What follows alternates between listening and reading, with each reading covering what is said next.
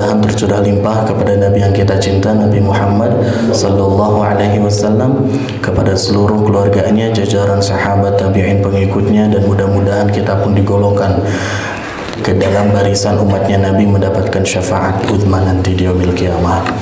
Jamaah sekalian, kita akan buka kajian fikih kita pada subuh kali ini dengan pembacaan Al-Asma'ul Husna yang dilanjutkan dengan pembacaan salawat atas Nabi. Kita baca bersama-sama. Ya Allah, Ya Rahman, Ya Rahim, Ya Malik, Ya Quddus, Ya Salam, Ya Mu'min, Muhaimin, Ya Aziz, Ya Jabbar, Ya Mutakabbir, Ya Khaliq, Ya Bari, Ya Musawwir, Ya Ghaffar, Ya Qahhar, Ya Wahhab, Ya Razaq, Ya Fattah, Ya Alim, Ya Qabid, Ya Basit, Ya Khafid, Ya Rafi', Ya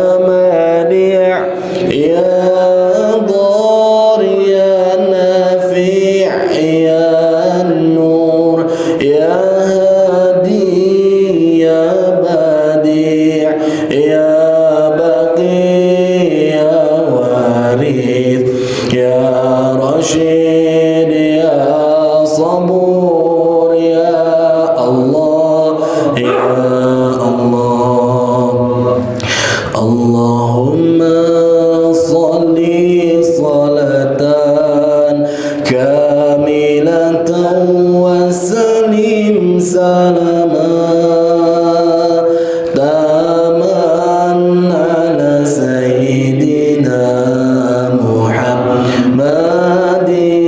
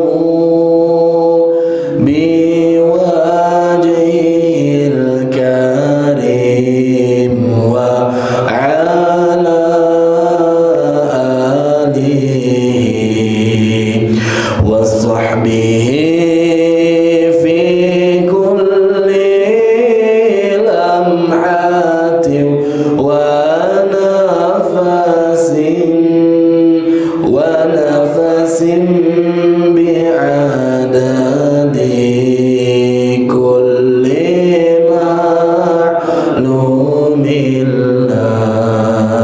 Allahumma salli wa sallim wa barik alaih.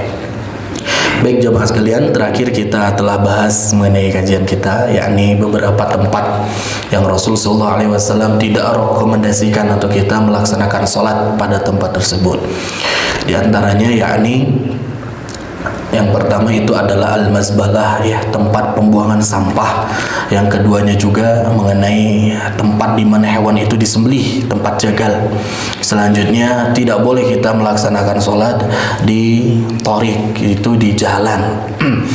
Dan yang selanjutnya pula Rasulullah SAW tidak menganjurkan untuk kita melaksanakan sholat di kuburan, dan tidak juga kita direkomendasikan untuk sholat di atas ataupun di atap dari Ka'bah, ya.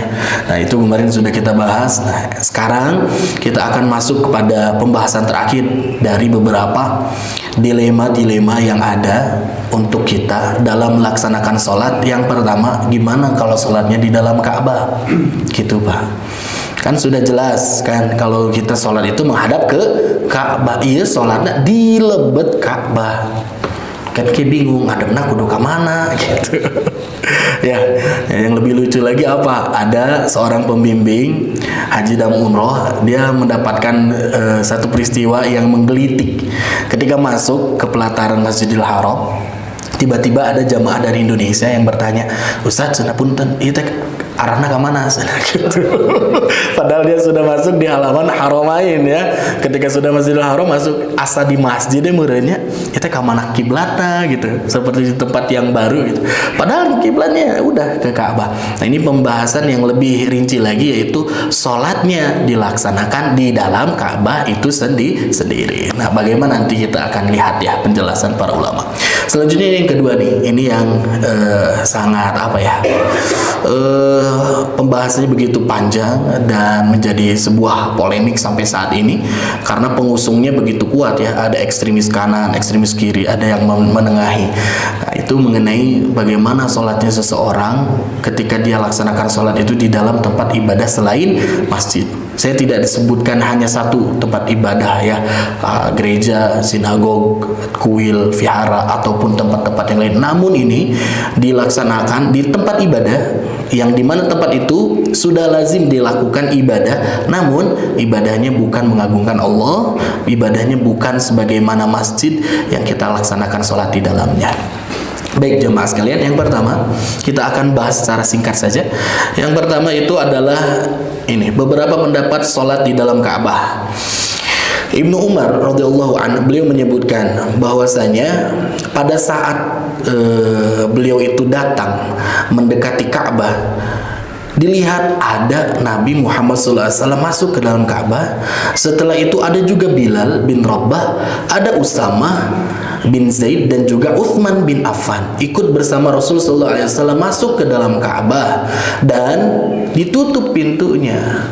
Nah setelah itu Ibnu Umar itu menunggu di luar, dan setelah dibukakan pintunya langsung dia dapati Bilal. Ditanya, "Wahai Bilal, apakah engkau melaksanakan sholat bersama Nabi di dalam Ka'bah?" Maka Bilal menjawab, "Na'am, nahnu nusalli ma'an Nabi sallallahu alaihi wasallam." Iya, kami tadi di dalam telah melaksanakan sholat bersama Nabi Muhammad sallallahu alaihi wasallam. Di mana tempatnya? Nah, maka diberitahu tempat sholat kami itu di antara tiang Yamani. Selagi itu jemaah sekalian. Kan ada juga ya bagian letak Ka'bah, yaitu Hijr Ismail. Itu yang biasa dijadikan tempat untuk orang-orang yang dianggap istimewa, anggap spesial dan penting, sehingga dia itu bisa masuk ke dalam ruang lingkup ring, ya, inti dari Ka'bah. Tapi jarang orang berkesempatan masuk untuk masuk melewati pintu Ka'bah yang di dalam. Menurut beberapa referensi, bahwasanya di dalam Ka'bah itu yang kubus itu ada 2 tingkat jemaah sekalian. Nah, karena kan tinggi ya berapa meter. Nah, itu ada 2 tingkat dan di dalamnya itu ada beberapa tiang. Nah, salah satunya itu adalah ya disebut dengan tiang Yaman. Dan Rasul sallallahu alaihi wasallam melaksanakan sholat di tempat tersebut. Berarti kita bisa mengambil satu kesimpulan. Kalau dilihat dari hadis ini, Rasul sallallahu alaihi wasallam melaksanakan sholat, begitu pun para sahabat pernah melaksanakan sholat di dalam Ka'bah. Maknanya adalah ini diperbolehkan, dalam berarti mubah, Hukumnya seseorang ketika dia masuk ke dalam Ka'bah, atau petinggi ataupun orang penting, raja, ketika dia masuk ke dalam Ka'bah dia melaksanakan sholat di dalamnya.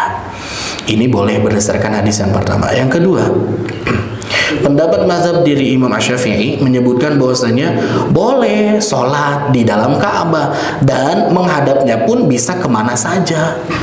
Jadi tidak hanya berdasarkan dari pengakuan Ibnu Umar dalam hadisnya berdirinya di antara dua tiang, tapi kalau misalkan kita masuk ke dalam Ka'bah, kita sholat menghadap kemana saja, maka itu diperbolehkan. Kenapa? Karena ketika seseorang dia sholat, fa'li'annahu muttajihun, dan dia itu mengarahkan wajahnya min juz'i minal Ka'bah, dari sebagian dari Ka'bah, fa'innaha kiblah, itu adalah kiblat. Walaupun ngadepna ka dinding kali dia, walaupun ke kiri, ke kanan, ke depan, ke belakang, itu seluruhnya adalah sisi dari kiblat. Jadi ketika sholat menghadap di antara sisi itu sudah masuk di antara bagian-bagian dari kiblat yang disahkan kita sholat menghadap kemanapun ketika kita di dalam Ka'bah gitu saurna teh. Jadi boleh, nggak jadi masalah. Nah, ada yang lebih spesifik lagi nih, kalau mau lebih spesifik boleh dilakukan ataupun dijalankan praktik seperti ini. Posisi berdirinya ketika seorang masuk ke dalam Ka'bah dan dia menyengaja dirinya untuk masuk sholat, maka hendaklah dia berdiri di antara dinding, di hadapannya itu 3 hasta, Pak.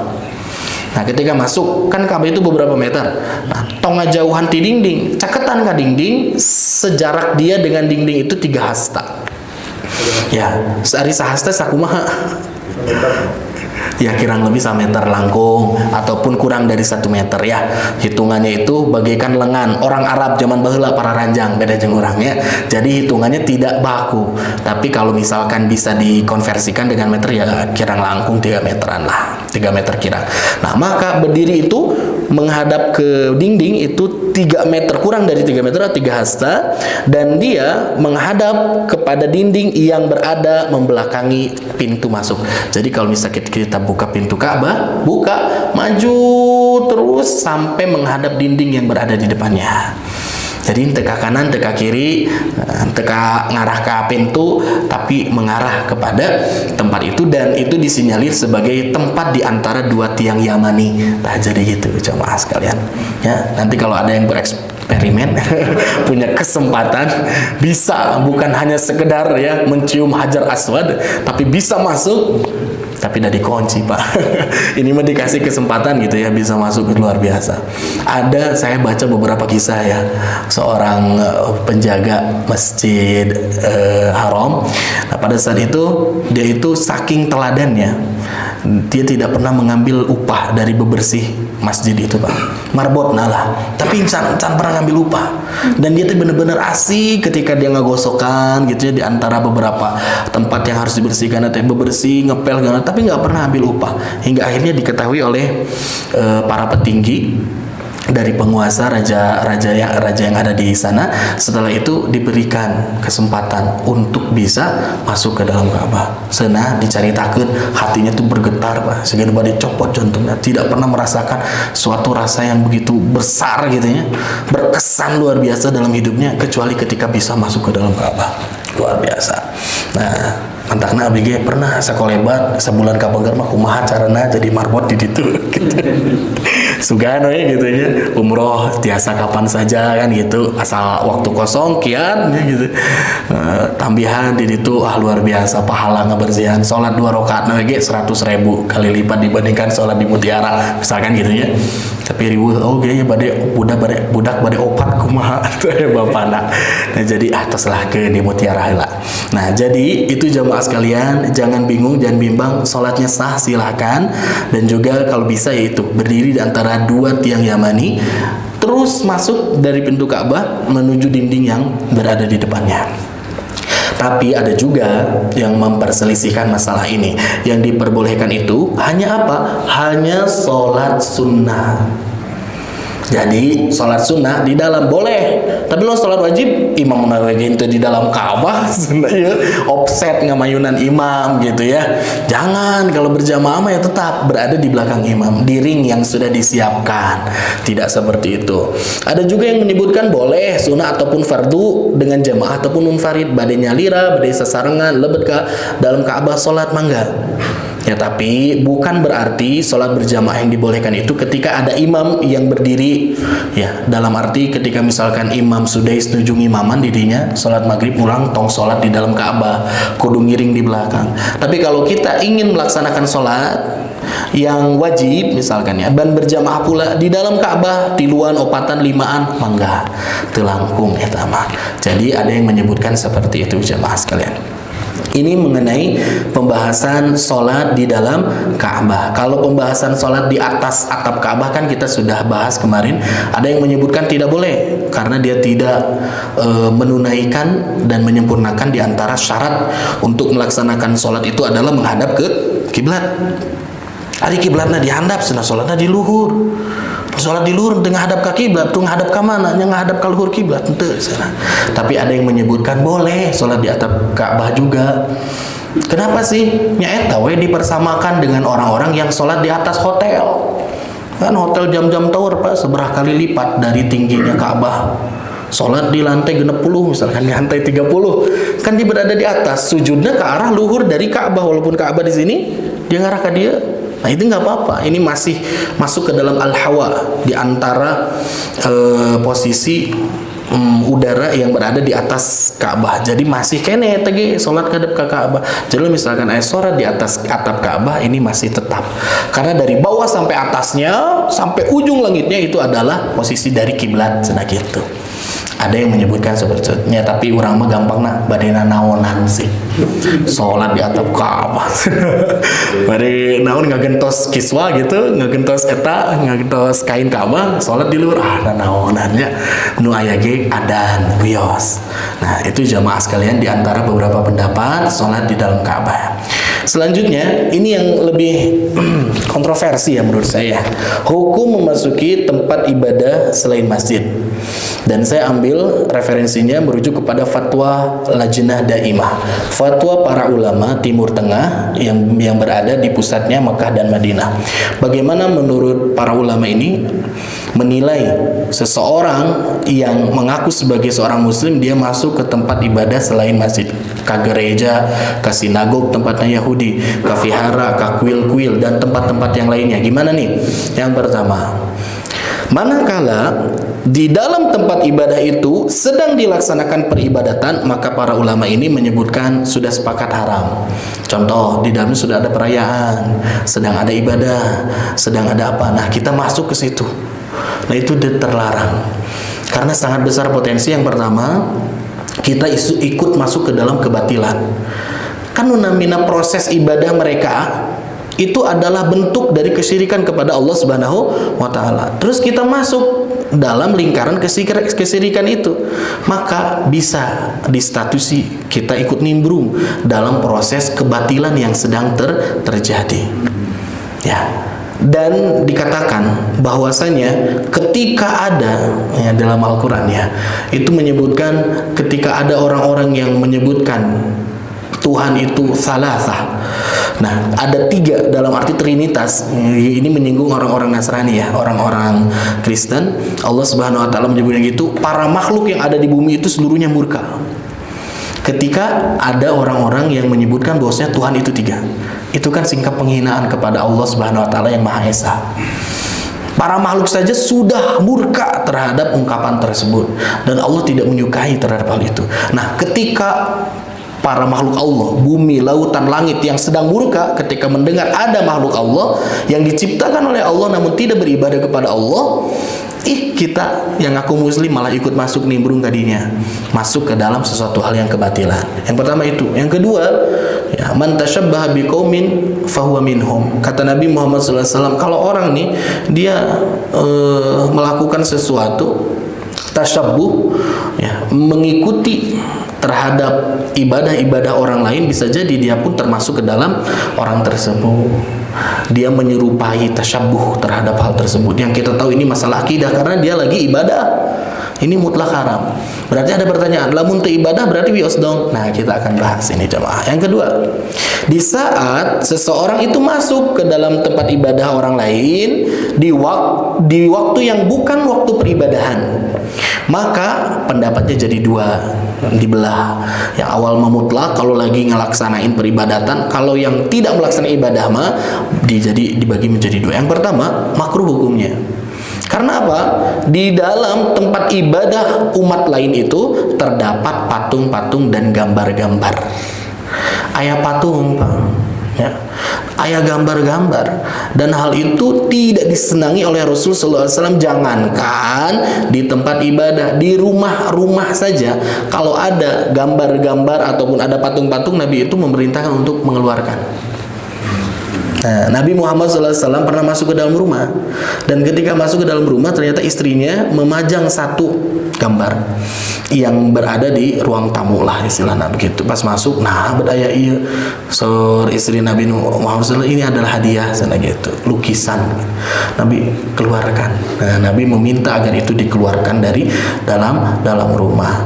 Apalagi kalau patung. Karena apa? Dalam riwayat disebutkan bahwasanya malaikat yang membawa rahmat itu tidak akan masuk ke dalam satu rumah yang dimana terdapat tamathil, patung-patung atau suar ataupun gambar-gambar. Nah gitu. Nah ini pun dipecah lagi, Pak. Nanti patung nukumaha sana, gambar nukumaha. Terus potret seperti sekarang, foto keluarga kita yang dipajang di figuraan gitu ya, kumaha eta? Sana eta kan gambar. Nah ini pun berselisih pendapat lagi. Yang pertama menyebutkan boleh.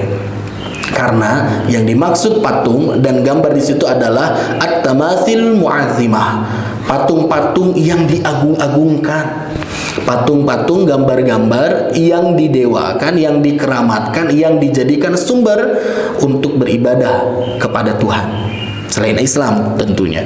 Nah maka itu tidak diperbolehkan gitu, mutlak kita haram. Tapi kalau selain dari mu'azzimah, kalau ghairu mu'azzimah, kalau fotonya figuranya pahlawan, gambar seseorang yang punya rumah, keluarga, anak cucu dan keturunan untuk melihat dan mengenang gitunya, nah maka ada yang menyebutkan ini diperbolehkan gitu. Dan yang kedua tetap ini makruh hukumnya. Kalau bisa foto segala macam nggak apa-apa dicetak, tapi dimasukkan ke dalam album, caranya gitu.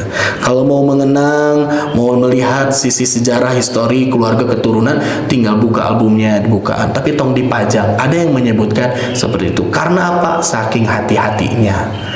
Yang jelas, kalau saya pribadi, kalau misalkan gambar bolehlah ditolerir asal tidak hal-hal yang tasyabuh. Kalau misalkan gambar lukisannya ayah salib, seperti cakra segala macam, seperti dewa-dewa, nanaonan lah. Kalau misalkan lukisan pun ya pemandangan petani, pedesaan, mangga, namanya. Udah gitu foto-foto ya silahkan. Tapi kalau saya pribadi menganjurkan kalau misalkan ada bentuk-bentukan, patung-patung segala macam, ya mohon untuk diamankan saja. Lebar, Pak. Setiap malam itu malaikat itu datang menghampiri rumah kaum muslimin untuk memberikan rahmat bagi orang-orang yang berada di dalamnya. Kan kesempatan ini tidak didapat bagi orang-orang yang di depan rumahnya ada gogok, ada anjing, ada patung dan juga sebagainya. Nah, itu gambarannya. Jadi, yang pertama di sini kalau tidak sedang dilaksanakan ibadah di dalam tempat ibadah umat lain, maka hukumnya makruh. Kunaon? Walaupun itu ibadah, ketika kita masuk di dalamnya itu ada patung dan juga gambar-gambar yang mu'azzimah, yang gambar-gambar itu disakralkan, diagung-agungkan oleh umat-umat itu, menandingi Allah Subhanahu wa Ta'ala, yang tentu kita berbeda akidah ini mah, benar-benar beda jalur. Nah, itu yang pertama, makruh. Yang kedua, kenapa juga nggak boleh? Karena yang namanya tempat ibadah dari umat lain itu disebut dengan ungkapan majma'us syayatin, tempat berkerumpul dan juga beradanya syayatin, setan-setan gitu. Ini untuk intern kita saja ya. Ini dalam kacamata kita. Ya, jadi kita nggak boleh ngomong ini langsung nanaonan kemana ke gereja, oh maju-maju syayatin, itu tempat setan segala macam ya. Udah gitu patung-patung tak itu tempat bersayapnya para jin, para setan segala macam. Itu ngomongnya di orang yang memang dia punya patung di rumahnya atau apa ya. Orang yang nggak seakidah sama kita nggak boleh. Ini ngomong dalam kacamata kita dan ini intern kita saja jemaah sekalian.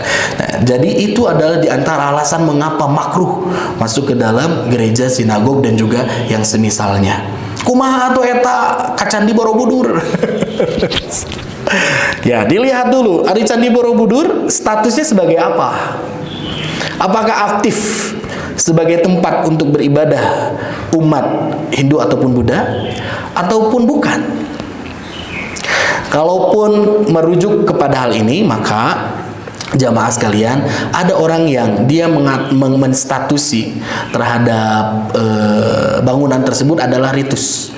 Ya, jadi sesuatu hal yang diantara sejarah orang-orang zaman dulu, bagaimana kehebatan arsitektur yang ada pada zaman tersebut, kita melihat begitu hebat, menakjubkan. Bukan dalam arti karena ada patungnya kita ke situ, bukan berarti karena dia tempat ibadah umat lain kita ke situ. Jadi ada yang menyebutkan boleh.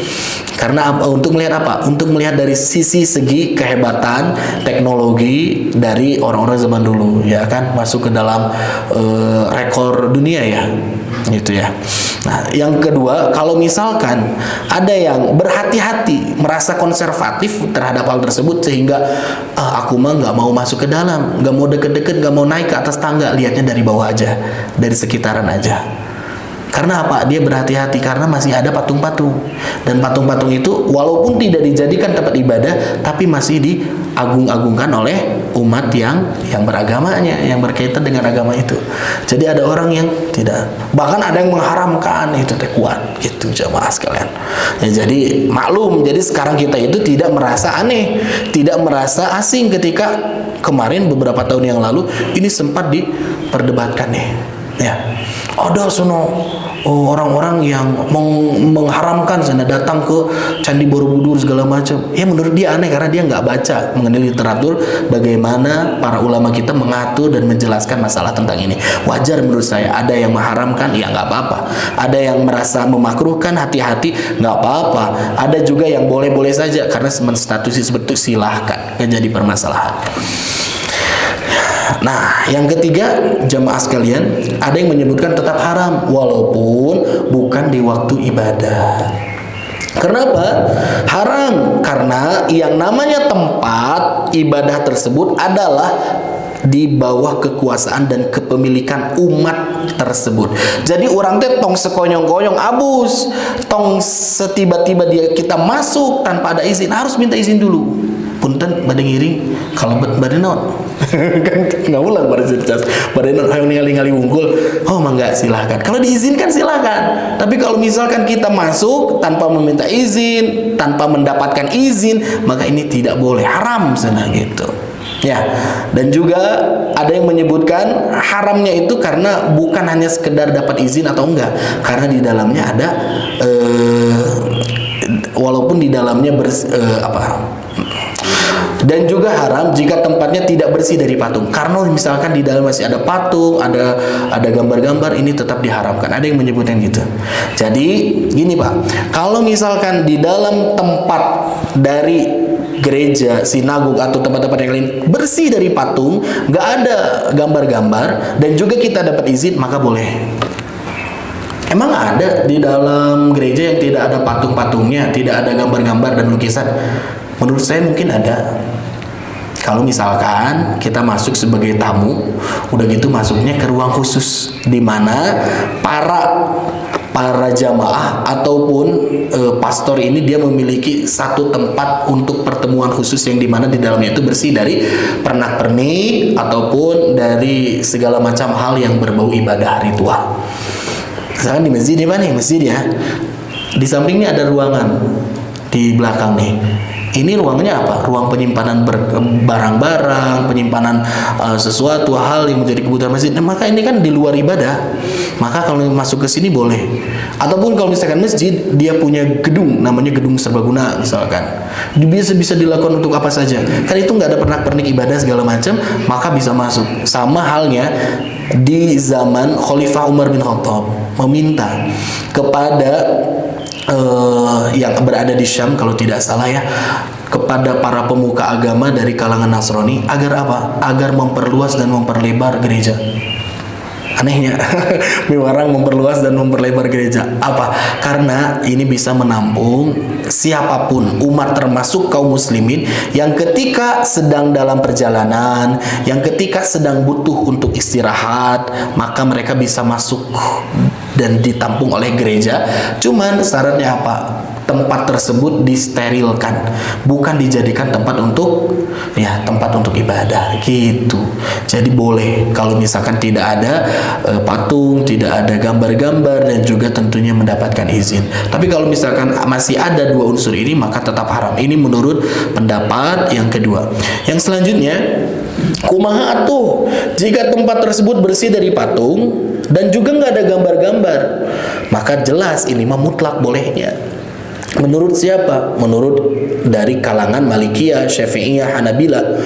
Ada juga yang tetap menyebutkan yang makruh seperti Hanafiyah. Nah, jadi ini mah tempat ya, tempat gerejanya, ada tempat khusus dalam gereja, kita boleh masuk ke situ. Menurut Malikiyah, Syafi'iyah, Hanabila, ada melakukan hubungan, ada melakukan satu kepentingan ataupun melakukan satu kegiatan yang bisa berkolaborasi bersama, tidak berkaitan hanya melulu dengan masalah soal akidah, maka kita boleh masuk ke tempat itu. Mutlak boleh. Tapi menurut Hanafiyah tetap makruh, senah gitu. Walaupun tak aya patungan, tetap majma'u syayatin. Kumaha WC gitu. Ini masuk ke WC kan makruh karena ya tempat di mana jin ataupun setan-setan itu berada di dalamnya. Nah, sami segala gitu sahurna teh. Nah, terakhir jemaah sekalian, bila masuk dengan membawa misi dakwah dan demi kemaslahatan, maka dibolehkan juga secara mutlak. Ya, sekali lagi, kalau misalkan kita masuk ke situ, sebab apa kita masuk? Sebab ada undangan. Kita masuk ke situ untuk berdiskusi mengenai narasi beragama, ya, bagaimana membuat satu perjanjian yang memberikan kemaslahatan di antara dua belah pihak, maka itu diperbolehkan. Masuk ke situ untuk menghadiri undangan mengenai obrolan lintas agama segala macam, dan kita memberikan bagaimana wajah Islam yang baik kepada orang-orang yang berada di situ, itu diperbolehkan. Ya, cuman tetap bukan masuk dalam rangka ikut menyemarakan ketika waktu ibadah mereka. Nah, itu yang beda ya. Kalau misalnya ini undangannya khusus nih, ngobrolin tentang bagaimana harusnya hidup berdampingan segala macam, tapi di luar tentang waktu-waktu ibadah mereka, itu diperbolehkan. Misi dakwah itu. Ataupun misalkan terjadi bencana urgent nih, yang dirasa aman itu adalah tempat ibadah umat lain, maka kita boleh masuk ke situ sebagai dokter, masuk ke situ sebagai relawan, masuk ke situ sebagai orang yang memberi bantuan. Gak apa-apa, gak jadi masalah. Saya termasuk yang tidak setuju ya ketika ada orang-orang yang menahan dirinya, ya, dia padahal sebagai profesional, sebagai dokter gitu, tapi ketika ada orang yang membutuhkan bantuannya karena di dalam gereja, jadi dia nggak seperti itu. Nah, maka jemaah sekalian, kalau misinya untuk kemaslahatan, itu pun diperbolehkan. Bahkan ulama-ulama yang mengharamkan sekalipun itu memperbolehkan masalah ini atas dasar apa? Membawa misi dakwah. Apalagi kalau kita bisa memberikan opini dan juga menggiring ya satu paradigma yang buruk terhadap Islam menjadi baik, karena kita masuk ke dalam gereja memberikan sesuatu hal yang baik kepada mereka, tentunya di luar hal-hal yang tadi disebutkan. Itu jemaah sekalian, ini hukum masuk ke dalam tempat ibadah. Kumaha lamun salat? Kan kita bahasnya tentang sholatnya. Kumaha lamun sholat? Salasnya tebet-betan tebih. Nah, ini hukum sholat di tempat ibadah selain masjid. Yang pertama, menurut Said Sabiq, nih referensi utama rujukan dari kajian kita, itu bahwa menyebutkan, beliau menukil kisah dan juga riwayat Abu Musa al-Asy'ari, seorang ulama hebat dari kalangan sahabat ya.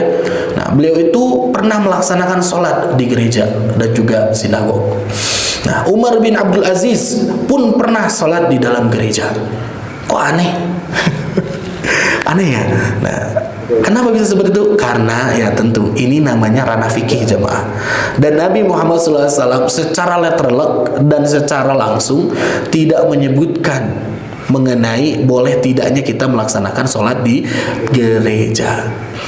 Ada yang menyebutkan bahwasanya apa? Seluruh permukaan bumi itu adalah tahurun, adalah bersih, suci, dan juga bisa dijadikan masjid. Nah, ada yang menyebutkan bahwasanya itu pun sama di antara permukaan bumi yang kita boleh, dan bukan makbaro, bukan tempat yang kotor. Apalagi kita tahu bahwasanya gereja dan sinagog kadang itu lebih bersih dibandingkan masjid kan gitu. Lebih hebat fasilitasnya, lebih mewah ya, lux peralatannya. Nah, ada yang menyebutkan ini boleh seperti itu. Ada juga yang menyebutkan Abu Musa, Umar bin Abdul Aziz sholat di dalam gereja itu karena apa? Gerejanya mau dirubah jadi masjid. Gerejanya ditinggalkan oleh jemaahnya, tidak ada isinya, hingga akhirnya dialihfungsikan. Nah, tapi yang menjadi catatan apa lagi? Tapi gerejanya masih ada papatunganna gitu. Gambar-gambarnya masih ada, cuman sudah tidak berfungsi lagi, mau dialihfungsikan. Nah, maka dilaksanakanlah sholat di dalamnya sebagai salah satu bukti klaim ini gereja mau dijadiin masjid. Gitu. Ada yang menyebutkan gitu.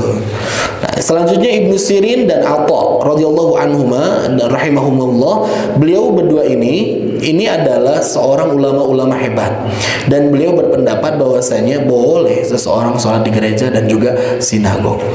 Yang kedua, Ibnu Abbas pernah beliau itu melaksanakan sholat di sinagog dan memperbolehkannya. Syaratnya apa? Bersih dari patung. Nah, kalau ini Ibnu Abbas masih tetap pegang kepada yang penting bersih dari patung, kita boleh melaksanakan sholat di situ. Selanjutnya Umar bin Khattab pernah dimintai pendapat oleh kabilah yang berada di Najran mengenai sholat di sinagog. Karena apa? Karena tidak ada tempat yang lebih bersih daripada sinagog itu. Nah, maka Umar bin Khattab pun memperbolehkan dengan syarat membersihkan tempat yang akan dilaksanakan sholat itu dengan air dan juga bidara. Nah, Umar bin Khattab memberikan fatwa ini, memberikan kebijaksanaan ini karena apa? Karena tidak ada lagi ya yang dapat dijadikan tempat untuk sholat yang lebih bersih dibandingkan sinagog yang berada di Najran. Nah, selanjutnya Ibnu Qudamah di dalam kitab Al-Mughni beliau menyebutkan bahwasanya boleh seseorang masuk, boleh juga sholat di gereja, sinagog dan tempat-tempat yang lainnya. Karena apa? Karena Nabi pun pernah sholat di dalam Ka'bah yang pada saat itu Ka'bah masih ada patungnya. Patungnya sah, patung Nabi Ibrahim dan patungnya Nabi Ismail. Kedua patung ini masih ada letak di dalam Ka'bah pada saat itu ya, ketika Fathu Makkah. Nah, tapi ada yang menyebutkan ketika masuk situ Nabi Muhammad SAW mencela terhadap perbuatan orang-orang jahiliyah. Celaka mereka yang telah membuat patung Nabi Ibrahim dan juga Nabi Ismail yang diperagakan patung itu sedang mengundi nasib dengan anak panah. Nah, zaman dulu mah gitu Pak. Jadi di antara hal yang membuat mereka yakin untuk melakukan sesuatu itu melakukan undian dulu. Ada yang mengundi dengan anak panah, ada yang mengundi dengan cara melihat burung ketika dilempar terbanglah ke kanan ke kiri gitu. Saya teh badai sapar jauh saparna. Kayak sana orang tinggal heula tatoyur yang seperti ini. Dia mengangkat burung diterbangkan ke atas. Kalau arahnya ke kanan, oh berarti kita direstui, perjalanan kita pasti lancar. Ternyata si burung teh balik ke pengker ke kiri, maka wah ulah mangkat gitu. Bukan melihat dari segi cuaca. Wah, bakal pihujanan, bahaya lamun ke sana. Kita urungkan niat kita. Itu mah boleh dalam agama. Itu berdasarkan ilmu, terlihat, dan Nabi pun dengan kejeniusannya itu selalu mempertimbangkan aspek-aspek fenomena alam dan juga fenomena sosial, mempengaruhi terhadap kebijaksanaan. Ini kebijaksanaan tanpa sebab. Nah, ini patungnya yang ada di dalam Ka'bah itu pada saat itu pada saat belum disterilkan semua itu masih ada patungnya Nabi Ibrahim dan juga patungnya Ismail yang diperagakan. Patung itu sedang mengundi nasib dengan anak panah. Celaka. Padahal Nabi Ibrahim dan Nabi Ismail, kata Nabi, belum pernah melakukan hal yang sehina ini. Itu. Jadi yang pertama Ibnu Qudamah menyebutkan Nabi walaupun masih ada patung tapi tetap masuk tuh. Enggak jadi, enggak berarti mengurung niatnya karena ada patung jadi enggak masuk. Bahkan dalam riwayat yang lain Nabi pun pernah sholat pada saat ada patung itu masih ada. Ya gitu. Nu penting naon cenah? Nu penting sholatnya tong ngadep ka patung. Gitu. Masuk ketika ke tempat ibadah yang ada patungnya aja udah makruh, sholatnya ngarep ka patung pisan. Oh, eta kumaha diulah pisan. Jadi ada yang menyebutkan boleh, silakan saja. Yang selanjutnya apa? Kisah Umar bin Khattab yang diundang ke gereja untuk makan. Nah, jadi Umar bin Khattab pada saat menjadi khalifah itu ada undangan dari pemuka agama Nasrani yang meminta agar Umar bin Khattab itu bergabung untuk menghadiri jamuan makanan. Ketika ditanya, di mana tempatnya makan-makan teh? Nah, utusannya menjawab di gereja. Nah, Umar bin Khattab pada saat itu langsung menyuruh kepada Ali nuju kosong bahasa kita itu. Kan itulah gantikan Abi ikut jamuan untuk makan di sana. Ali ya, akhirnya mengiyakan dari perintah Umar masuk ke dalam gereja. Umar bin Khattabnya enggak ikut, Ali yang didelegasikan. Pada saat itu Ali ya bertemu dan juga makan masuk seperti biasa. Ada yang berpendapat bahwasanya lamun misalkan gereja itu dilarang dimasuki, teu mungkin Umar bin Khattab miwarang Ali walaupun Umarnya saja tidak masuk. Karena tidak mungkin Umar itu mencelakakan dan juga memberikan sarana jalan agar sahabatnya yang mulia ini celaka. Teu mungkin Umar bin Khattab ngajujurung kanu hal pidorakaeun. Nah, mantakna wios game miwarang Ali anu lebet ka ditu. Kenapa Umar bin Khattab tidak masuk ke sana? Mungkin sudah kenyang Umar bin Khattab atau sedang tidak enak badan mungkin kan. Banyak alasan. Nah, jadi ada yang menyebutkan boleh Ali lagi diminta sama Umar bin Khattab masuk gereja, makan di dalam gereja nggak jadi masalah. Nah, gitu. Nah, sekali lagi ketika masuk gerejanya bukan karena ada acara-acara ibadah mereka. Selanjutnya, kaum muslimin sholat di gereja setelah ditaklukkan. Ini sering terjadi ketika ekspansi Islam besar-besaran menyerebak ke seluruh penjuru dan pelosok negeri dunia. Nah, pada saat itu gereja itu dialih fungsi menjadi masjid, dan salah satu caranya itu dengan ya langsung berjamaah sholat di dalam gereja walaupun gerejanya can direnovasi gitu jamaah sekalian. Selanjutnya apa? Hanafiyah tetap ya dalam posisinya yang memakruhkan. Sholat di kuburan saja sudah makruh, apalagi di gereja gitu.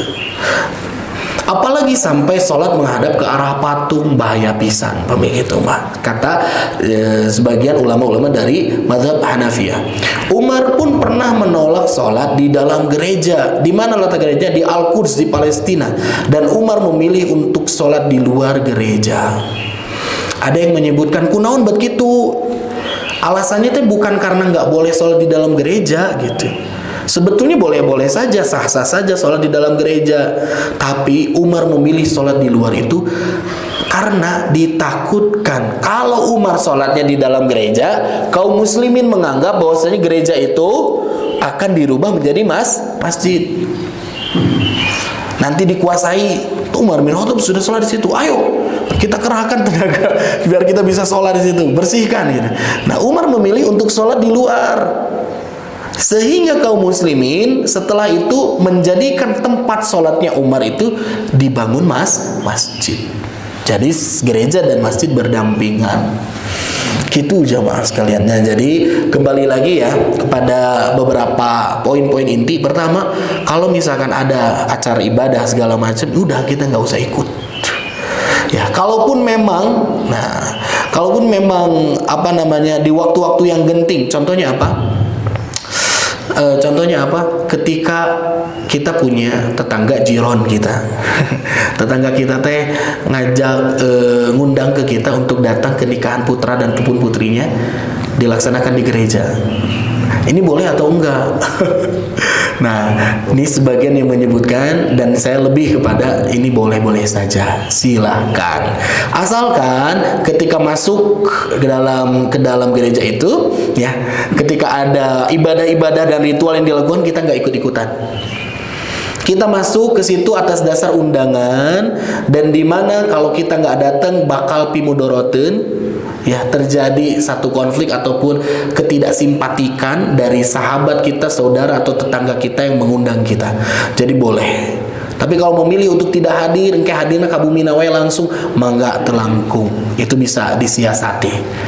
Dan yang kedua, kalau misalkan ada acara kematian, di mana yang mati itu adalah orang tua kita yang mungkin masih dalam agama yang lalu, ataupun anak kita, ataupun naudzubillah ya, anak turunnya janganlah. Dalam arti ada saudara yang meninggal, kita bisa ke sana. Tapi tetap kita tidak ikut dalam ritual ibadah-ibadah mereka. Cukup kita hadir di situ.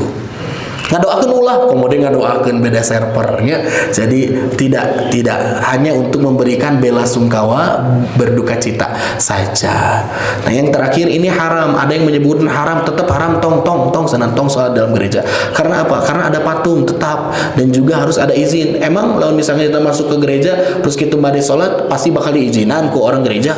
Kan teu oge gitu. Matangna kudu dapat izin heula tetap. Ini adalah Imam Izzuddin Abdus Salam, dan beliau adalah seorang tokoh ulama besar dari kalangan Syafi'iyah. Jadi itu ya. Dan terakhir jamaah sekalian, sebagai penutup, ini closing statementnya apa? Jika tidak ada kepentingan dan tidak karena dasar kepepet, maka tak usah masuk gereja ataupun tempat ibadah selain masjid, apalagi sholat di dalamnya. Kalau nggak ada kepentingan mau apalah, kalau tidak dasar kepepet mau ngapain lah, nggak usah. Nah, selanjutnya bagi seorang muslim, fokusnya adalah masjid dan senantiasa toleran untuk umat lain agar dapat mengakses tempat ibadahnya masing-masing dengan tidak saling ikut serta dalam peribadatannya. Kita nggak ikut ke mereka pada saat mereka merayakan ibadah. Begitupun kita nggak usah ngundang-undang ke mereka ketika kita beribadah. Nggak usah, gitu ya. Tapi kalau misalkan mereka memang toh datang, silahkan saja. Kalau kita tidak usah menghalang-halangi, silahkan. Mau lihat gimana sih kaum muslimin ketika mereka sholat, ya soknya tingali. Hoyong ngadangu sena adana, hoyong ngadangu maca Quran, mangga we, silahkan.